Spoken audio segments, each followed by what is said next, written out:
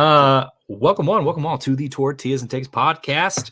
I am the better of the hosts, Jeremy Gillen. Happy to report here on a snowy winter's day in Lubbock, Texas, with my main man, Joe Lopez, aka TTU Presidente, aka, well, pretty much the best part about this podcast at this point. What's up, Joe? The most consistent, right? I've been stacking success since April.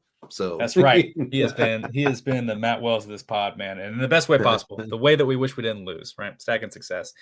As finals are in full heat here on campus, athletics is still going, right? Students are like, hey, I'm done with this term. I'm checking out. I'm going to the holidays. And we still got student athletes fighting for their lives out on the court, right? Texas Tech basketball got to take on A&M, Texas A&M, in a game that was hopefully going to be reflective of the exhibition preseason where, hey, thanks for coming out, but we still beat you down there in Dallas-Fort Worth. But a game noticeably missing JT Toppin ended up going the way that probably the worst person on this podcast thought that it would go. Texas Tech ends up taking a pretty sad L, 67-72 loss to Texas A&M in Fort Worth against a pretty good showing of Texas Tech fans. Joe, what was your first reactions to this game?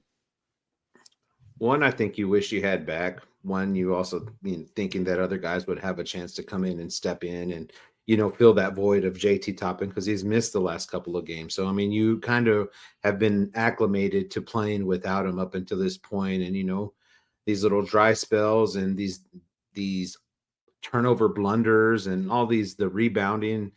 And man, it showed on the court on Saturdays. And I only was able to catch some of it on Sunday because I was getting ready to I was in Phoenix, Arizona, and I was getting ready to come back home. So a lot of this stuff I watched via highlights, but from the portions of the game that I was able to watch itself, a lot of missed opportunities out there. I think this is one of those games that you wish you could have back.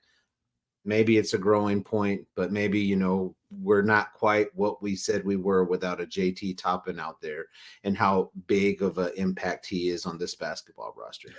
Right, and that's also no surprise. Everybody knew that JT Toppin was going to be a focus of this team, and he's proven it every game he's been in, down low under the rim. Like, Toppin's the guy you want there. He's got an insane hook shot, has a great IQ, good defense, hands up and ready at the always. He's a guy who truly understands the game and loves to play it. That being said, when he's not in the game, it seems a little bit hard to get these guys going.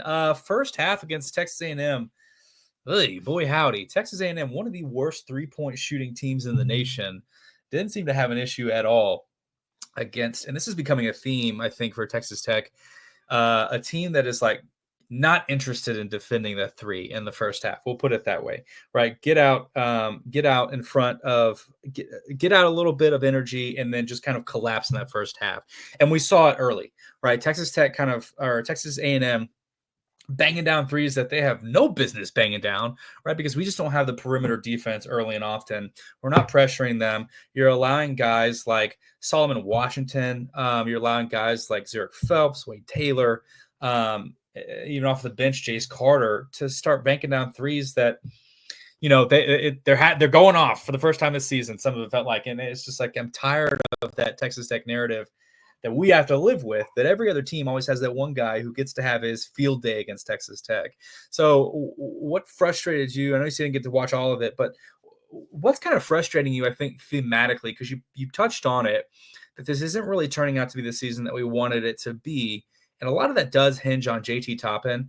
But if you, like many of us faithful Red Raiders, follow Lawrence Odiase on Twitter, on X, he is always vocal about mentality, about effort and excellence when it comes to our basketball program.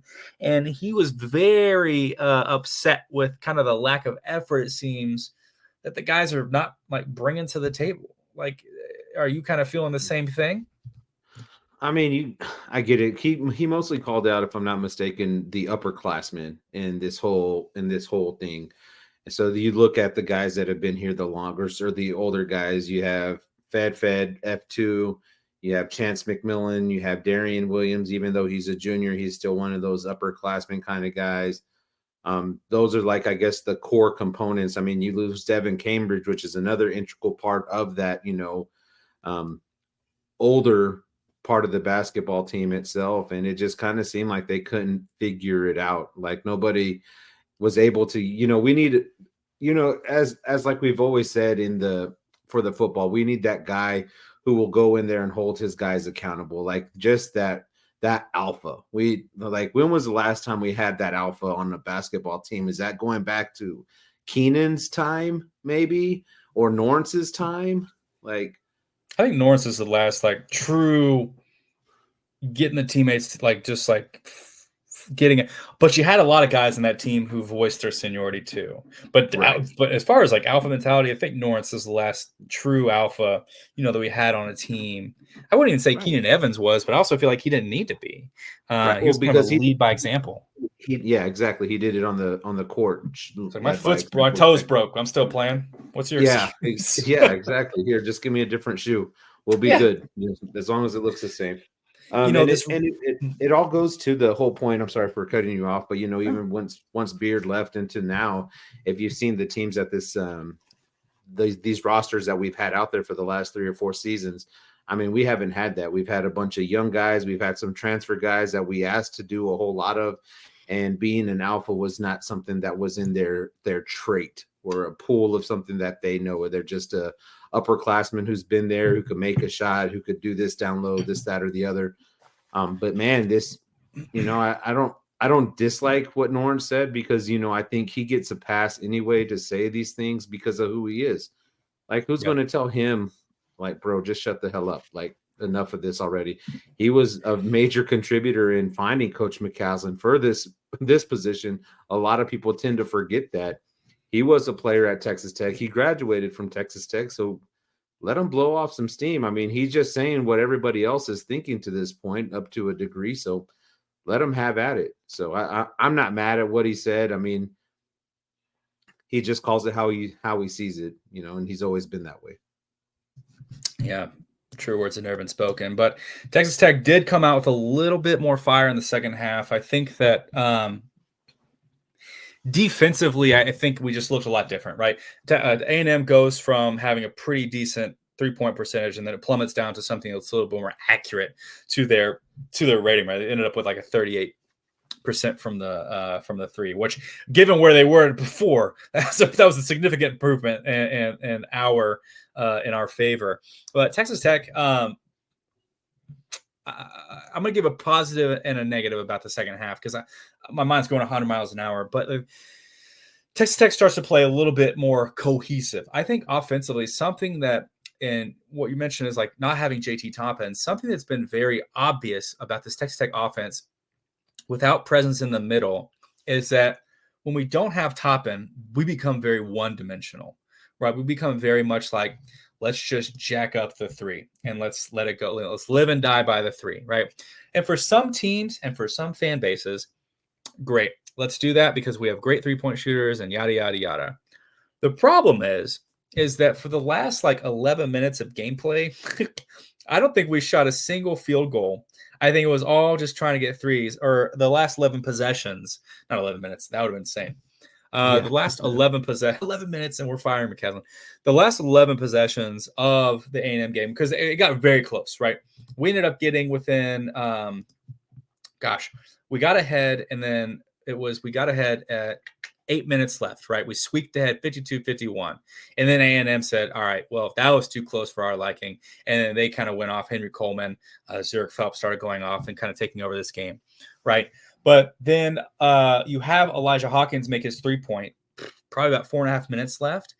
And then it's like, okay, this is where the momentum is shifting, because right after that, Darian Williams made his 3-pointer. So all of a sudden it's 58-60, A&M's ahead, right?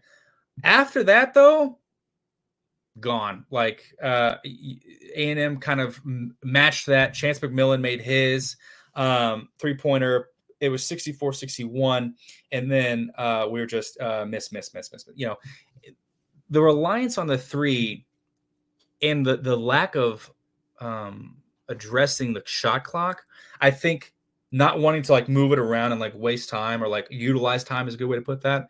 But just like, hey, I feel like I have an open shot. Let me take the shot. There's a time and place for that. I'm wondering if like within the 2 minutes that are at the end of the game, when you are not controlling the game, uh, I feel like you need to have a little bit more possessive mindset. What about you, Joe? Yeah, and I think there was a time in there where we had made that little run. A&M came out in a zone after a timeout, and this offense had no idea what to do. Elijah Hawkins looked like he hadn't played basketball in the Division I level before on how to break this defense down. Like this was something new that they've never ever seen. So it was like also in regards to what Norn said as well. These are the times when your senior leadership and your veteranship is due on the court to where you have to make a play. And we didn't make a play. And there's some other things that we could talk about on why it was like that. 18 turnovers, they 15 points on fast breaks. They out rebounded us on the offensive side. Just things. These are hustle things. These are what Coach McCaslin preaches. We're not going to be beat to the ball. We're going to go up and get every rebound. And up until this point, we had been a fairly dominant rebounding team with the JT Toppin. This also kind of plays into, needing him to push this train forward, further and further. Darian Williams also didn't really have a big game. I think looking at the numbers now, I didn't even realize he only had 11 points on the game, which, we kind of hold his standard a little bit higher based on how he's been playing over the course of his time here with Texas Tech. So you have an off night for one of your better players who is to step in whenever JT Toppin comes out, and it just didn't go our way. And the little things. This is a game that you could have won even without a Toppin, but you don't. Yeah, Kerwin Walton was completely absent, right? You had Christian Anderson is very hot and not, and you had, Kevin Overton had a really good game off the bench, which is really great. But it's like, if he could have a good game on top of other people having good games, right? Chance McMillian had Chance McMillian, Darian Williams, decent, right? Jason McMillian took over for sure. Darian Williams played below his like what I think our standard for him is, but was still productive. Federico steals, getting steals were really important, especially down there at the end. But guys like, I wanted a lot more out of Elijah Hawkins, facilitating a lot of turnovers. Like you said, 18 turnovers is insane. 18 turnovers. Why? Why so many turnovers? Why are we pushing the envelope in a way? Why are we hurrying up beyond our capacity? One of the most important things I learned early in athletics was, people that do things fast aren't doing them fast. They're doing them right. And it looks fast because they're executing well. And so it's like, if you think that like you just hurrying up a motion is going to draw success, that's just breaking fundamentals, because you're just like forcing an issue, and forcing an issue creates turnovers, right? And we saw that a lot against A&M of just like, we're behind, we're panicking a little bit, we're trying to make the most of this like collapsed situation. And there were some instances where we get the steal, right? And we rush down the other end of the court, and then we turn it over, and it's like, you had the moment. You had a moment you did a good thing, play fundamental, get the basket, be that businessman. So really disappointing finish in Fort Worth for me, and I think most importantly, kind of taking a step back, A&M was really A&M was really kind of the only hope you had in a non-con schedule to give you a strength of schedule, to give you that extra quad win that you're really going to start to need, unless you go on this absolute burner in the Big 12, which is not looking like you will. And there's some frauds in the Big 12. Like we're not about to get like smoked. Right. But your non-con has always been a point of contention, right? Whenever you get you get your seeding for the March Madness, you always got critics being like, well, who do they play in the non-conference? Nobody. And then Big 12 people are like, well, the Big 12 is good, so good, blah, blah, blah. Well, we start to sound like the SEC people then. And it's like, I would appreciate if we would beat the good teams that we do schedule in the non-conference, so that there is something to hang our hats on. Otherwise, we're devaluing. We're like, lessening the strength that the Big 12 is perceived as. And so that's really frustrating for me because we got 2 more games. It's Oral Roberts and Lamar, and then we're straight into conference. And it's just like, are we ready? Yeah, I don't know. It's here. Yeah, we're going to need to have some guys step up, like Kern Walton. I think over the last 4 games, he's in this like huge drought. Like, the drought like he had year 1 when he was a Texas Tech player. Barely seen. I think. I mean, for what it's worth, I mean, you would probably think that come conference time, if this isn't fixed, that he would be replaced in the starting lineup with Kevin Overton, or somebody. I mean, I would assume it would be Kevin Overton just based on, being our rotation going from 9 to 10 to 8 now. So, I would believe that Kerwin would be one of those people off the bench. But yeah, we're going to need some of the veterans of this group to step up, especially him, because we all know he has it in him. I mean, that's just a given. All he has to do is knock one down, and then it just turns into this cycle for Kerwin, and he's just hot for the rest of the year. So, but we just need to get him back on track for sure. That's right. Losing Devin Cambridge was hard on this team. No matter how you feel about his situation, he produces enough, and it's like that's hard to lose. Not having JT Toppin is going to be, you're going to live or die by the JT. So I think that, getting him healed up and ready and back and play is going to be of the most importance, and keeping him healthy, right? Which is really hard because he's very physical under the basket. Double machine. Yeah, he is a double machine, man, and we need that bad. So a couple of games coming up for Red Raiders in the non-con, and then we'll get started up in conference. So we'll see how much coverage we give the non-con, especially with football up on the ticket here. I need to have do the banners where it'll just switch, take football. Now it's football time. Yeah, it's football time. Texas Tech transfer portal has opened on yesterday. This will be 2 days ago by the time we pub this, but opened up on the 9th. And buddy, if I said it was a tsunami of athletes, I would be underselling it. Over 1,000 people in the portal by 6 p.m. that night. That is insane. The state of college football. I am not hating on the game. I am not saying do not utilize the transfer portal. I think if there's no rules, go for it, buddy. Until they start putting contracts and all that stuff on there, do it, because you know what? What's the worst they can say? Nobody wants you. Well, guess what? You're already a D1 athlete and you got a college you can stay at. So, Joe, any kind of big storylines or anything like that you're looking at from the first 2 days here in the transfer portal window? Nothing really. You just start looking at the Houston Cougars, defensive players who go into the portal, the Texas State offensive players that go into the portal, and then, recruits that we were on in high school but chose to go other places.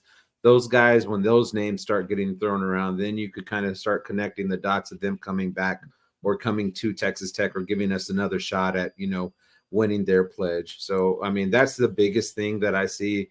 Obviously, you see other guys' names out there that you, as a big wish list kind of guy, you're like, oh, damn, Ollie Gordon's out there. Let's start pick up the phone. We got rid of Taj. Yeah. You see what Taj has done here the last 2 years. Come on, come get on this bandwagon kind of deal. But it seems like, we'll talk about this here in a minute when we start talking about some of these players. But Taj already gave his endorsement to some USC running back. That's right. With the eyes emojis, and I think he's also another kid who went to the same high school Taj went to. So this is one of those things.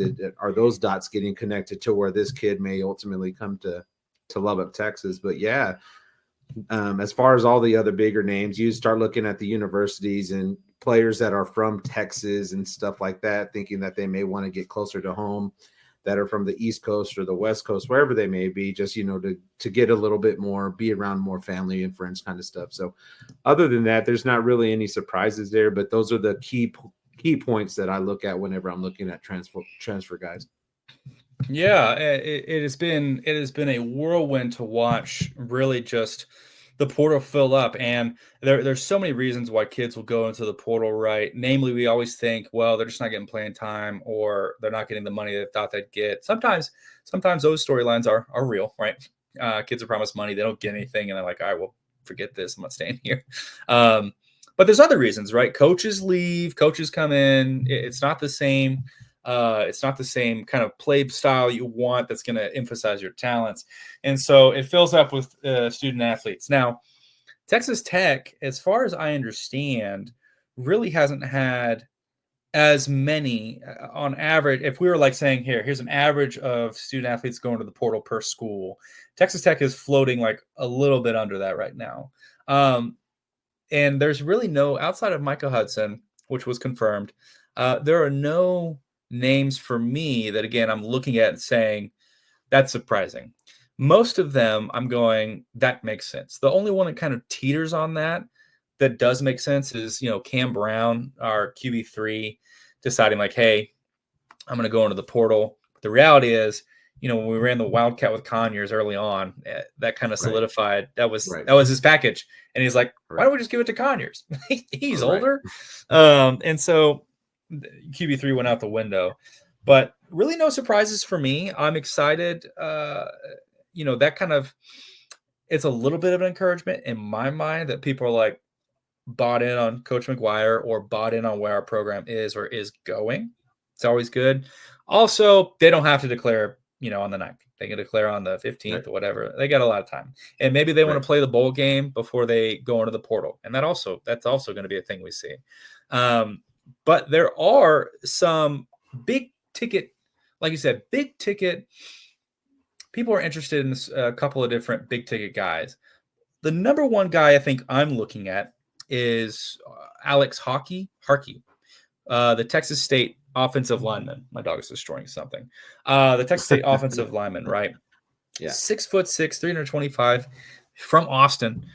So a Texas boy. I think he's a sophomore currently, so he'll have substantial playing time left. That's a guy that, for me, when he puts his name into the portal, I think, okay, recognizes his talent, recognizes his physicality. His offensive coordinator said, I'm going to Texas Tech.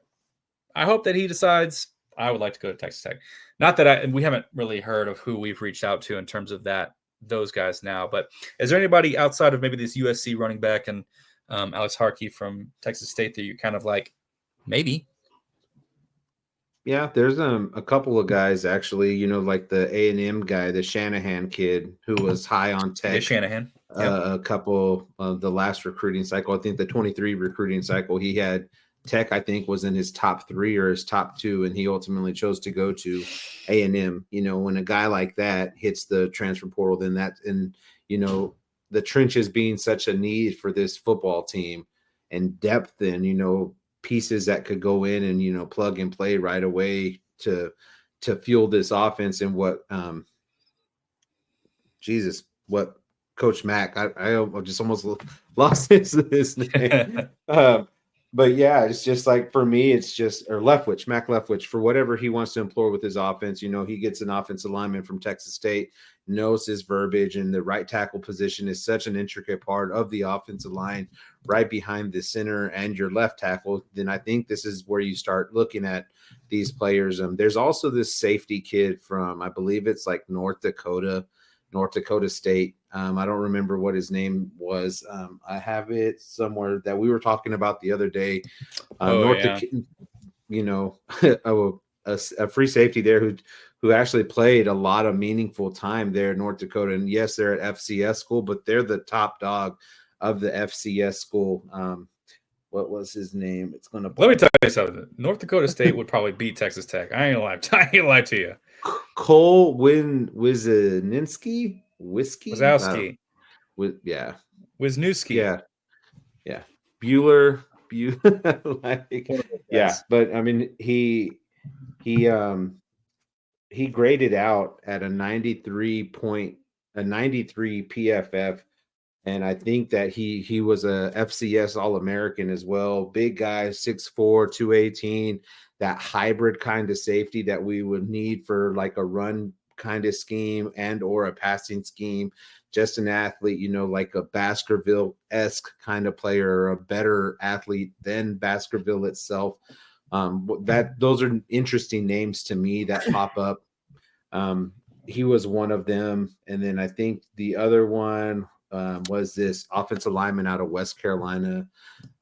His name is Derek Simmons. I think another trenches guy who graded out PFF wise pretty high, has a couple years of eligibility left as well. So we'll see what happens. But it's this is a fun time of the year. It's a very, very fun time of the year for all those reasons. But like I said, Shanahan is probably that biggest one for me personally, just because of the Texas Tech ties. That's right. And Coach McGuire has already made no bones about it. He gave his Christmas wish list, so to speak, of who he wants and kind of really maybe in the order that he's wanting people to bring in. So he definitely wants, he said he wants an older running back, right? He wants somebody who's going to be able to give a little bit of seniority to the running back room, because we do have running backs, but they are really young, right? And so you're going to want a little bit of seniority there and a little bit of reliability. He wants an experienced tight end, right? He wants 2 or 3 offensive linemen, 2 or 3 defensive tackle or edge guys, I think he called it, 1 to 2 cornerbacks, and then an older safety. And I think he said maybe a kicker, right? And so with that realm, and he also did say he would not be opposed, I think, to the idea of getting a quarterback, just would have to be the right fit, right? Because right now we're just QB2. We only have 2 quarterbacks on the scholarship, in scholarship, and so you got room to bring somebody in if you want to, but we'll see how that plays out. But with that list, I think you do address a lot of key issues. Namely, I mean, everybody's looking at what is going to be Texas Tech's offensive identity next, like offensive identity and offensive line strength. Like, when will we see a strong offensive line for Texas Tech? And it's already been a cultural moment when Cody Campbell tweeted, somebody was like, why don't you spend some freaking money on offensive linemen? Line. Yep. Go buy us an offensive line, you bum. And he said, I will. So we'll see if that return, if that investment comes through, if the money comes through. But I think people are looking to offensive line first. You got a lot of really good pieces outside of that on the offense. Offensive line obviously will make or break a season. Having a decent defense will make or break a season, right? But I think we saw defensive coach. Got to start learning that name. Help me out, Joe. Shellwood. Shellwood. The Wood. How did I forget that? We had all those Wood jokes. Coach Woodard came out, and is really enthusiastic. Was like, I'm excited to work here, and that I believe him. I believe him. I'm ready. I believe him, and so excited for Coach McGuire's vision to. This is kind of the interesting piece of Texas Tech at the moment. Coach McGuire's vision for what he wants, because I think that list came out a little bit before the coordinator debacle, and seeing how that aligns or how his coordinators address that individually, right? So going to be really exciting days ahead for the transfer portal. Anything else you want to say about this conundrum? No, nothing really. It's just, like I said, it's just one of those things, the names will start trickling in more and more. Some of these teams that have players in the portal, they're done with football. They don't have any more games to play because they were on an underperforming team, this, that, or whatever. So, some of these guys will be making their trips to Lubbock. Some of these guys, who knows? Like you said, we probably haven't seen all of the guys enter their name in the portal just yet, because now you got to start being picky on who you get. I think, weren't we connected to that 5-star offensive lineman from Alabama or somewhere? He was committed. It's between us and Michigan, Haygood or something like that. Yeah. Do you ever know what happened to that? I haven't heard a thing. I know that we were the dark horse team because he was here in Lubbock, but I don't know exactly what took place with that. I don't think he's committed yet. So, yeah, no clue. But hey, could be. If you switch that guy up, that's one of those moments. That's one of those Cody Campbell moments of like, somebody got in his ear about the money he could make at Texas Tech, and he said, "You know what? I'll shine at Texas Tech. No worries." And truly, I think as some of these like key structural players, playing at a school that has been deprived of that and still puts up impressive numbers offensively, in my mind, I'm like, if you know that you're really good, if you know that you can make a difference, you'd be an impact player. It would be an interesting consideration, right? It would be like, do I want to be the guy that elevates this team to a conference championship and more, right? And that's the conversation that you got to have. But Coach McGuire is confident in what Texas Tech brings. Can't blame him, right? He thinks he's got a winning culture.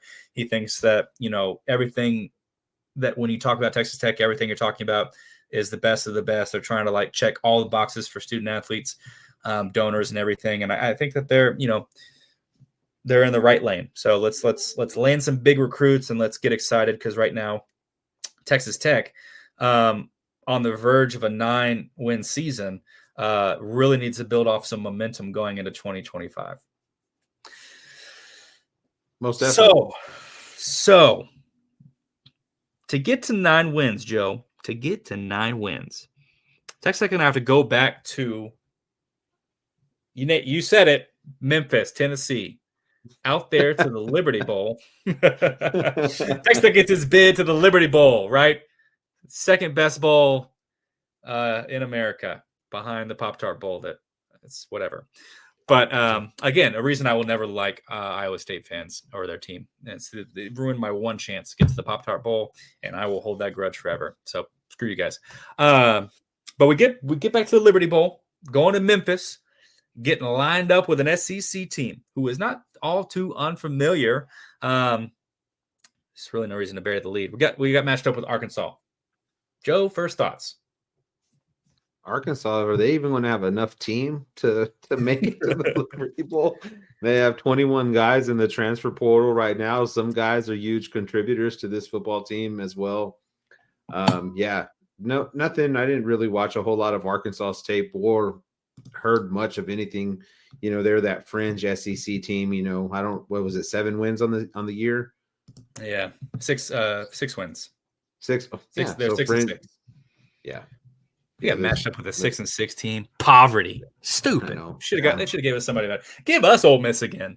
Lane Kiffin wants to whine so much. He didn't want that smoke, bro. He was like, no, that's okay. We been down that road, guys. That's not what I meant. Don't want to play them again. So Arkansas, for all of the SEC illiterate, Arkansas had an interesting season this year, right? They had what at the time was seen as a huge Big 12 SEC showdown against number 16 Oklahoma State. Double overtime, 39-31 loss to the Oklahoma State Cowboys. And buddy, that pretty much sums up the Arkansas Razorbacks, because you look at that game and you're like, in the moment, you're like, wow, 2 good teams, right? They're duking it out. It's a crazy SEC Big 12 matchup, and Oklahoma State gets the better of them, and Oklahoma State friggin' didn't sniff a win much after that. And Arkansas had a really hard time doing that too, right? So they lost to a pretty bad Auburn team. They lost to a decent Texas A&M team. They did actually win against number 4 Tennessee at the time. That was in Fayetteville. It was a huge win for them, 19-14, a barn burner game, right? And then they took a fat 34-10 L against number 8 LSU literally the next week. Beat a Mississippi State team that is really garbage. Lost against number 19 Ole Miss, 63-31. Yikes. Lost to number 3 Texas, 20-10. So somebody reconcile that for me. Beat Louisiana Tech, of course, one of the strong SEC traditions of scheduling cupcakes in November for some reason. Stupid. And then lost to 21 Missouri. So everybody good outside of Tennessee that they played, they lost. And some of the bad teams, they lost. So Arkansas was having a very like Texas Tech-esque, Texas Tech coded season where it's like, we could be better, but we're not. And so they ended up 6-6. Sam Pittman, their coach, has no bones about it, of just like, the team needs to do better. They need more production, but they're so hot and cold. You don't know what kind of team you're going to get. Here's the thing. I do not think that you're going to get the Arkansas team that somehow snuck a win out against Tennessee. No way. No way. With this, and Arkansas, I mean, we played them. How long ago was that? First of all, just some some facts. Like last time we were at the Liberty Bowl, we played Mike Leach. That was the game that's Mississippi State, right? I think that was the last time. Got the dub. That's what we do. And the last time we played Arkansas, That'd have 2014. been Cliff years. Yeah, 2014. And I posted the clip to Twitter where in the post game, Kingsbury was talking about how at the Arkansas's coach at that time, Brett Bielema, was saying he stood up in the Texas coaches, high school coaches, whatever conference, and he told Kingsbury, like, if you don't play with a fullback, we're going to kick your ass. If you throw it X amount of times a game, we're going to kick your ass. And Kingsbury was like, well, he just got his ass kicked. He was hot. He was hot when he said that too, boy. Oh, dude, Kingsbury. Oh, yes, sir. Like, that was the prime Kingsbury year. I think that there is a lot to play for here. Which is the best part about this bowl game, is that, for Arkansas, they're 6-6. They're happy that they made a bowl. Maybe they'll bring their A game. Texas Tech had an 8-win season in which you probably feel a little bit cheated in the wake of the Big 12 conference championship, where you beat both of those teams, right? Yep. You beat both those teams. And watching Scadaboo run the way he's been running all season, Jesus. you're like, really? Y'all having a hard time stopping that guy? Like, right. Okay, sucks for y'all, because somehow Texas Tech did it. No big deal. And you look at both of those teams you beat, and they're the ones playing for the conference championship. And so now Texas Tech is like, damn, we had one of our best seasons. Now, no disrespect, man. Texas Tech 8 wins, first time since 2009, huge, and in regular season. You really would love to have had that capped off with a Big 12 championship appearance, but you did it. So now you get the chance to do something equally cool. And that's going to be getting 9 wins, right? 9-win season. You are at the door of 10, that double digit, that magic number that so many teams crave, right? And I'll be honest, Joe, I'm kind of surprised. I mean, I picked 8-4, but I did not realize how good it would feel to get this close, So in my mind, I think the Texas Tech guys have a lot more to play for. What say you? Yeah, I think our guys have a whole lot more to play for, just a bunch of firsts, right? This is the first team to do this in X amount of years. This is the first coach to do all of this in X amount of years consecutively. There's all these different things that are out there that this team is playing for, because, if you're looking at the body of work, right, everybody's going to bring up the TCU, the Baylor, and the Washington State games as games that you wish you could have back. Maybe not so much Baylor, but if I guess that that incident with the radios and stuff like that didn't actually come out, maybe it wouldn't be one of those games. It just kind of leads you to believe one way, but we could talk about that all night and day. But it as a what could have, should have been kind of year. And I think this ultimately not saves the season itself, but at least, puts a bigger bow on your season, as opposed to what we've gone through up until this point. You're like, oh, that stuff happened, you deal with it, and still you were able to pull 9 wins out of this season. Be happy. Honestly, be happy, because here's the thing, and this is so hard, and I am so guilty of this, dude. Every year, when we have that loss, I'm like, you gotta be freaking kidding me. We should have had that game. You're telling me I called 10 wins, man. You know how I was on the fringe of being right. You were right there, man. You were right there. And you should have had it. You should have had it. But then I think about all those seasons, and this one will stand out much differently. But I think about this season, like, how am I going to think about this in 2, 3, 4, 10 years?